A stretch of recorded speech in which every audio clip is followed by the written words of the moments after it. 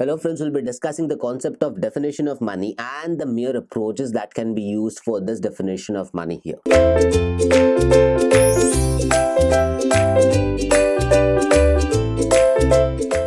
From the last two concepts that we have understood, that means the concept of money, the nature of money, and the money and near money concepts here. We will now be moving to the definition of money. Rather, the main important concept here would be the different kind of approach we can have to arrive to the definition of money here. Let us go through the reiteration, or rather, let us go through the specific definition that we have here for your reference. Now, Crowther defines money as anything that is generally acceptable as a means of exchange and at the same time acts as a measure and store of value. Crowther is an economist who has defined money being generally acceptable means of exchange. That means if you have money, you can get things done for yourself. You can purchase any transaction, you can purchase any item, you can make the transactions go through at any given point of time, and at the same time it acts as a measure and as a store of value. So it stores the value. That means if you have money right now, if you have a 500 note with you right now, tomorrow the value of that money won't change down to 200. It will still act like that. But if you have a car right now which is worth rupees 10 lakhs, a month after it, the value of the car will go down below 10 lakhs. The value goes down. Hence, that is a concept of money that we can define, which stores the value here. Now, the next part refers to, on the basis of the constituents of money that we have, there are the following approaches that we can look into. What exactly are they? The four kinds of this, or rather the first kind would be the traditional approach that we have. The next one will be the monetarist approach. The third one will be liquidity and generalized purchasing power approach here. And the next one will be central bank approach. Now we'll have all these definitions or rather in-depth detail about this in the upcoming videos. Now, the traditional approach, the first one, or rather just to give you a basic idea about traditional approach or all these four approaches that we have, let us go through the definition of all these approaches. The first one speaks about the traditional approach. In traditional approach, money is regarded only as a medium of exchange. The definition of money emphasizes its characteristics like spendability, liquidity, etc. According to this approach, money, that is M, includes currency, C, and the demand deposits, double D. Therefore, the formula here states is M is equal to C plus double D, that is currency plus demand deposits.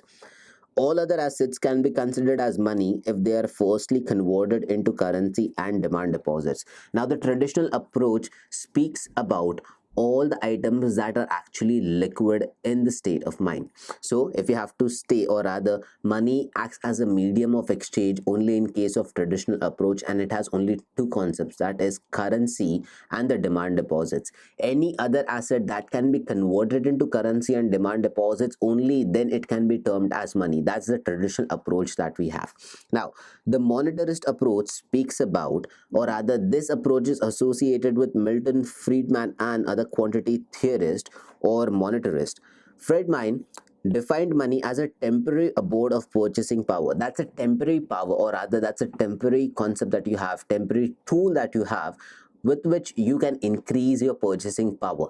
The higher the amount of money you have, the higher the purchasing power you have. The lower the amount of money, the lower the purchasing power. But that doesn't completely stop your purchasing power. You can earn money and you can increase your purchasing power. Hence, it's a tool, it's a temporary tool. Why temporary? Because the face can keep on changing. Someday you might be a billionaire, someday you might be a ragger. So that's the kind of thing. According to this view, money can act as a temporary abode or purchasing power if it is kept in the form of cash, demand deposits, or any other asset which is close to currency, like near money asset. Now, according to the monetarist approach, they can speak about money that can be kept as cash or near cash value, or some asset that can be converted into cash, maybe like a car, maybe like jewelry, maybe like diamonds, precious stones, precious items, etc. These are near money concepts. Now, thus, money, according to the monetarist approach, includes currency, demand deposits, and any time deposits. So basically here in the monetarist approach, you can speak that M is equal to C plus double D plus TD. C equals to currency, double D equals to demand deposits, and TD equals to the time deposits, which can be also known as fixed deposits, recurring deposits, or investment in shares, SIPs, etc. Time deposits have been included in money on the basis of two monetary assumptions. Money has been regarded as having the highest correlation with income. Higher the income, higher the purchasing power, higher the money with you. Lower the income, lower the purchasing power, lower money with you. Money includes all those assets which are perfect substitutes, and time deposits are very close substitutes for currency and deposits. Now, money includes all those items which are perfect substitutes of each other, whereas time deposits include something which is close substitutes. Time deposit is a kind of fixed deposit. It may be a kind of jewelry that you must have deposited with the bank, kept in the fixed locker, that can be converted into money. Hence, time deposit is close substitute, but money deposit or rather demand deposit is absolutely money. Hence, it is a perfect substitute here. Now, the third approach that we have here is the liquidity approach. Coley and Ratcliffe Committee has given liquidity approach to the definition of money. In this approach, the scope of constituents of money has been further widened, including the money in monetarist definition plus the liabilities of non-banking intermediaries. That means apart from the monetarist approach, that means C plus DD plus TD, we have few more additions to this. Thus, money in liquidity approach includes currency, demand deposit, time deposit, saving bank deposits, shares, bond, etc. So the formula here constitutes C plus double D plus TD, which is equivalent to the monetarist approach, and that also further includes saving bank deposit, shares, bonds, etc. All these things are also included here. Now, this approach adopts suitability or sustainability criterion to define money as weighted sum of currency, demand deposits, and the substitutes. So basically, this kind of approach gives you all the details about it. Currency and demand deposits have been given unit weight. The assets which are completely unrelated to the currency and demand deposits have been given zero weight. So basically, currency and demand deposits that we have, they are giving unit weights. So unit weight is specifically the kind of weight that can be actually converted into money, or that means that is very close enough to become money itself. Currency itself is money, demand deposits is again itself money. Now, when it comes to time deposits, they have been given zero weight. Why? Is because you have to convert them. Hence, the ranking is a little low as compared to the currency here. The assets which are imperfect substitutes of currency and demand deposits have been given weights below 0 and 1.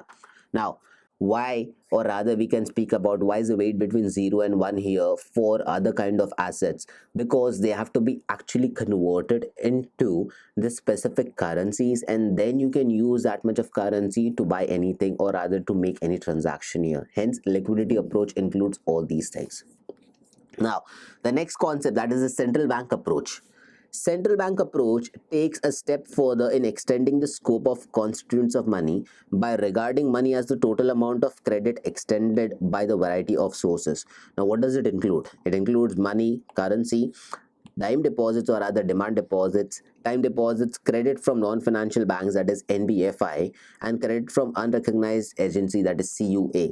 So money here will be a total of C plus DD, which includes again time deposits, and it also includes NBFI and CUA, that is non-banking financial institutions, and the credit from unorganized agency. So whatever money you get out of all these three sources can be called as the money from central bank approach. So these are all the things that you need to understand whenever we have to speak about the definition of money and the approaches of definition that we have to take into consideration. That's it all for the video. Thank you.